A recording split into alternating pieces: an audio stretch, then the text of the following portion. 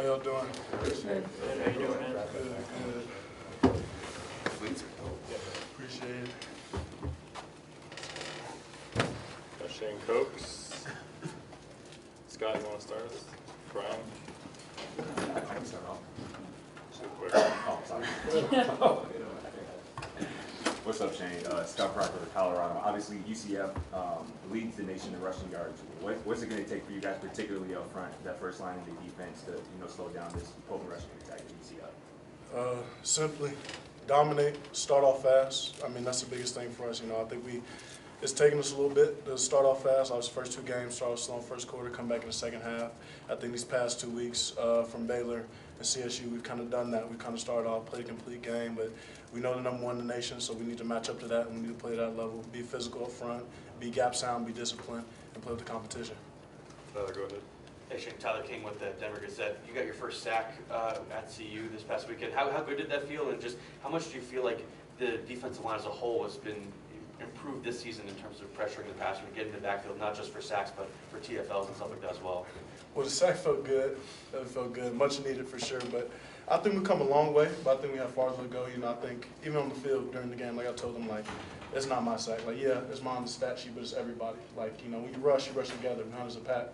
There's not one person out there, doing 15 sacks a game or something. It's a whole D-line putting together, putting pressure on the QB. So I think we've improved a lot, but we have much farther to go because I know what this D-line can do. I know what this group can do. I know how we can rush a passer. So we just got to rush together and put that on tape. Brian, go ahead. Hey Shane, Brian Howe from Golden Daily Camera. I know it's early in the week, but from what you've seen so far, how has this team done with kind of enjoying what happened on Saturday night, but also flushing it and learning from it and moving on? Short-term memory. Short-term memory always. Win, lose, draw, no matter what. So obviously Saturday night was crazy, probably the craziest game I've ever played in for sure. But enjoy that Sunday, fix mistakes, watch the film, and now today get ready for UCF because hey, got to go 1-0 again this week. Big game for the bye week, so focus on them. Shane, I noticed that you had an L on your jersey the other night. How important is that for you to be recognized as one of the leaders of this team? It's super important, right? Just how we come together, obviously transfers in the summer and stuff like that, building that together, and this being my second year here, just kind of taking that step, even from last year as being a leader, kind of putting that foot forward, leading not only the D-line but the defense as a whole, and, being hard on everybody, right? Since this is my second year here, being one of the longer tenured guys, just given how our team is set up, just showing what the standard is and what it looks like day in and day out, and kind of pushing everyone to keep up with that. Could you just speak to the depth in your room? You lose Chidozie and you lose Taurine, right? And maybe last year that might have been a big problem for you guys, but it hasn't been so far. Would you just talk about the depth in that room this year? Yeah, I think everybody in the room this year especially, I think we just all understand what the mindset is. It's excellence every single day. That's pushed on by D-Lou, that's pushed on by Coach Sapp, by Coach Dancy, and by me, Chidozie, no matter who it is, right? So whether it's Big Quinn who has to play, whether it's Feek, whether it's Rayon, no matter Amari, everybody has to step up. Everybody comes to play every day, every week, no matter who's hurt, no matter who's not playing. Go ahead. Hi, Shane. Adam Lister, Tiger 24/7 Sports. Often you guys as defensive linemen have to kind of do the dirty work in the trenches. Have you taken pride as a group in personally just seeing what Bentley and Nakai have been able to do at linebacker in their production this season? Yeah, it's been great seeing those two play well and ball out every single game. It's a whole defense, right? It's kind of like the message, being selfless out there, taking up the gap, taking those double teams on, being proud in that work, right, for them to get those TFLs, so we can get those tackles. Because at the end of the day, it doesn't matter how the defense does. It's not one person. Someone can have 20 sacks in the game, you still lose, you still are a bad defense. So what's important is everybody playing well, everybody playing together. Whether I have to take a stunt step, take up two, whether Big Quinn has to cop outside. No matter what our job is, we have to do that every single play. Go ahead, Brian. Shane, just from watching clips and stuff, it feels like this team, and specifically your room, has a lot of love for Anquan Barnes. Curious what it is that has everyone so, loving him so much. Nah, Big Quinn, he's just a good dude, man. Just good dude, great character, funny, always good to be around, always high energy, and just knowing him and seeing so much, already how much talent he has and put on the field now, but just how much more he can grow and how much better he can get. He's got all the talent in the world, and I just love seeing him grow and get better every single day. Go ahead, Nikki.